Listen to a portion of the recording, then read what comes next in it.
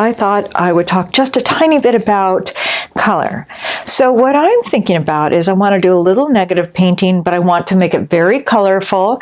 And if I look at something like this is actually called a color wheel.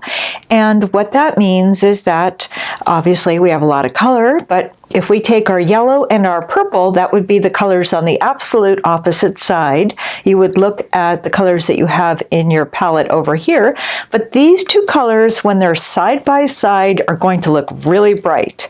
But if we mix them together, they're going to look brown. So let's take a look at that and do a little example.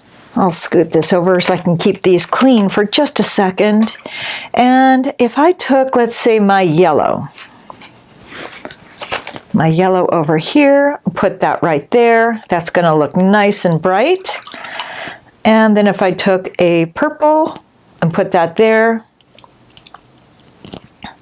that's going to look very pretty right next to it. But if I take my yellow here, and then take my same color and mix that in, it dulls down and it becomes what we call a neutral color. So it's not bright, but right next to each other, they're very bright. And if we wanted to have them next to each other but touching, all we would do is have a little bit of water and let those two mingle into each other. Now I have a color wheel that you can download and you can write the colors next to it. And then what also happens is if, let's say, we have our yellow and our purple down here, if we make a line from here to here to here, these are all very harmonious colors, and that would make more of a muted palette. But for our purposes, what I'm going to do is create some animals, and like I said, we're going to do some negative painting. And I'm going to see what colors I might want to have side by side. I want to make them bright and fun. So let's see, I'm going to take a little bit of these colors. They're a little dirty, but that's going to give me an idea. So I'm going to test them first. Now you can go ahead and just start painting if you want, but I want to see what they look like side by side. Now I like those. I think that looks very interesting. And the tricky thing, I like this color too, but if I bring that in there, it is going to go brown. But maybe if I have it side by side and see what happens and watch it mingle, that might be really interesting. And what about, I like those two colors side by side. And actually the orange and that purple are very complementary too. So let's see, if we had our orange right here, let's take our little arrow, point it at our orange. A blue would be very complementary, but also if you see that little triangle, the purple works and the green works. Remember? And then you can go ahead and take a look at this and just test your colors, and you can always draw lines to what you think works well. Or just go ahead and make a big piece of paper, or use a big piece of paper like this and just test it and have some fun. So before I apply it into my painting and do all that work, I just want to see what I like. So I'm taking my teal blue and maybe I'll take a yellow. Let's go ahead and do that. Maybe have that side by side. That creates more of a cooler color. And so what does that mean, a cooler color and a warm color? A cool color, like you can see, this is more like the sun, hot, warm. And this is more like the sea, and cool. So I really do like making a few of these little puddles here, because I'm trying to decide, do I want to use 2 colors or 3 colors when I start working on this project? What if I try the purple? It's more of a cooler purple because it has more blue in that. That's going to be kind of interesting. And what if I take maybe this teal color, put that in there? That could be very nice. And I could just use the 2, or if I want to add a 3rd color, let's take a look.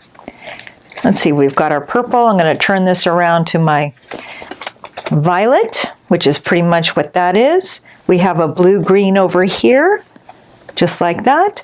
And on the split side, on the triad here, it's more of an orange. So let's see if we took that orange and put that in here. I don't want to mingle it, otherwise it's going to get muddy, but if I touch it and let them mingle on their own, how's that going to look? That might be interesting too. Or we can just work with two colors. So basically you're going to decide what colors you like the best. This is always a fun way to start because we can see what we may like. I like those two. So I like this the best for myself, and I like that, and I like this. So the color combinations I like are this and that. I think those will work beautifully. So I'm going to move this over to the side, and I have these little printouts. I've got a giraffe and the line drawing. So now if you wanted, what you could do is just bring it up to the window, put the watercolor paper on top, and trace around it so wherever you see the design. The other thing you could do is use graphite paper. Remember, it has one messy side. And you can also make your own by just using a pencil and going over the whole piece of paper, like tracing paper or drawing paper. You can see, messy side. Just go over one side with graphite.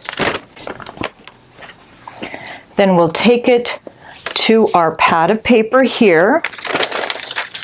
Maybe tape this in place, just like that. Or get some transfer paper. I don't want to put too much tape on this because I don't want it to tear, just in case, because some student grade papers can tear. Then we'll lay this down on top, just like that. And let's tape that in place too. Then I'm going to go over this and press hard so I can see my design.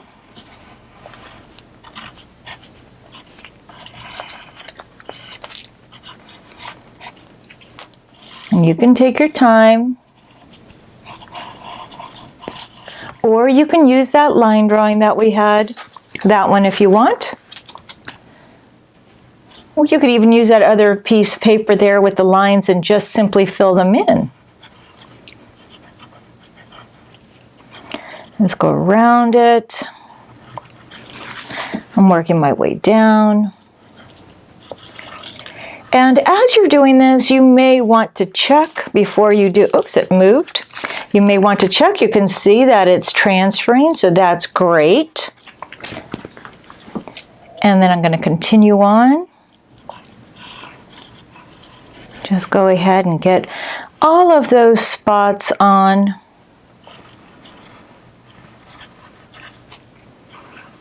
Just like that.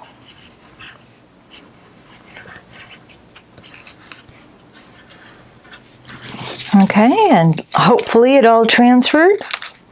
I've got a pretty good idea. There we go. This is a little bit dirty watercolor paper, but that's okay. That should be good enough.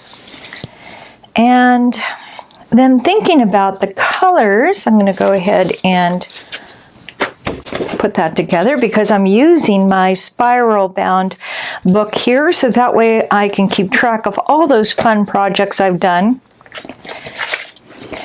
And I'm thinking, since the giraffe really has more of the brown spots, maybe I'll go for the orange. Let's go back to our reference photo because that way I can see where I'm going to place my color. Now I can see all the spots I'm going to fill in. And if you're working with somebody young, really young, they could just use this and fill it in. They can use crayons, they can use pencils, whatever they like. Let's put this side by side, just like that. And I think I can work with my messy palette. I think that's going to be just fine. Maybe I'll turn that around and clean up a few of these colors in my palette here. So that way I'll be able to use that without everything getting muddy and dirty. We don't have to get everything out. We just need to have a nice space to work in. And the brushes that I'm going to be using, since I'm looking at the size of the image that I'm working with.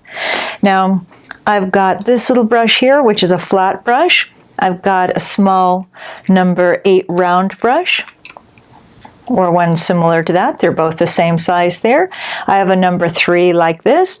If I use a little tiny brush like that, I'm going to have lots of little brush strokes.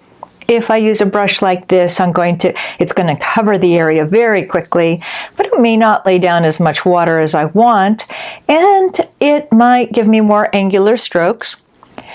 If I use a brush like that, that is going to cover it very quickly, lay down a lot of water, and that can work nicely. But I'm looking at these lines. Those are pretty small. So I think I'm going to choose either my flat brush or this brush. At least that's what I'm thinking to start with. Or that one. That's nice too. If I use this one, I can cover quite a bit of area very quickly. So I think it might be really fun to stick with my oranges and my purples. So let's give that a try. So I'm going to use these 2 oranges. That's what I'm thinking. It's more of a red orange and my magenta. Let's just see what happens. I put quite a bit of color in here. Going to about right there. Maybe I'll put some about here. And I'm going to clean off my orange so that way I'm not putting in more, making it all muddy. What if I put the magenta up here? What I see, my color is not really traveling, so that means I might need to use a bit more water.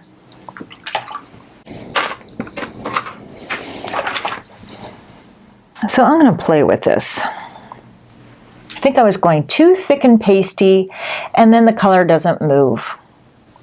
But I do like that purple, that magenta by itself. So I'm going to try to have them separated just a little bit.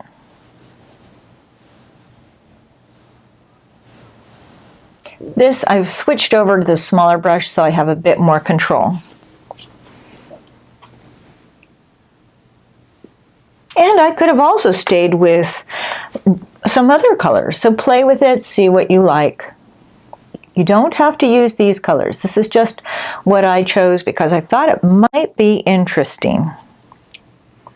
I could even shift the colors as I come down. Or maybe use this magenta as I'm coming in here. Let's go ahead, put some color right up there, fill that in.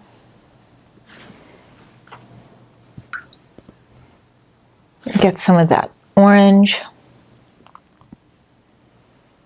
So I'm basically just filling these in. And I'm trying to use 2 colors at a time. Remember, we can refer back to this image over here. And if you want to change a color, you can drop in another color here and there.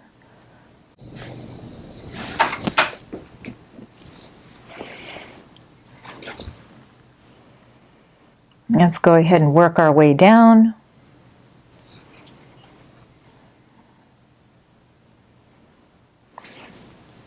Now you could just keep it one color. You don't have to shift the colors, but it just makes it interesting if you have the time. It might be fun.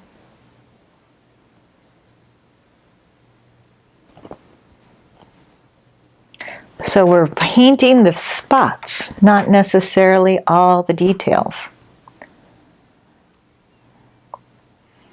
And let's see, I'm going to get more of that orange in there. You could even use yellow. That would be nice too. Just see what you like. Try to choose just 2 colors.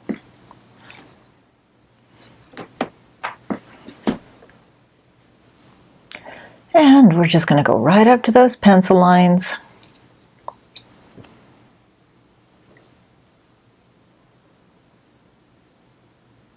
Maybe drop some in there.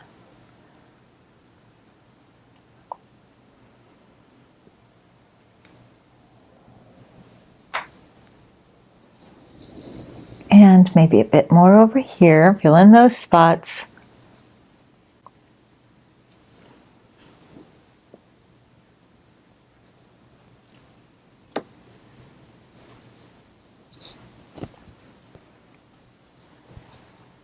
And we could always use one color. That's fine. But the two colors really are pretty neat. And now we have a fun giraffe without a lot of detail, and we're just playing with big shapes and color.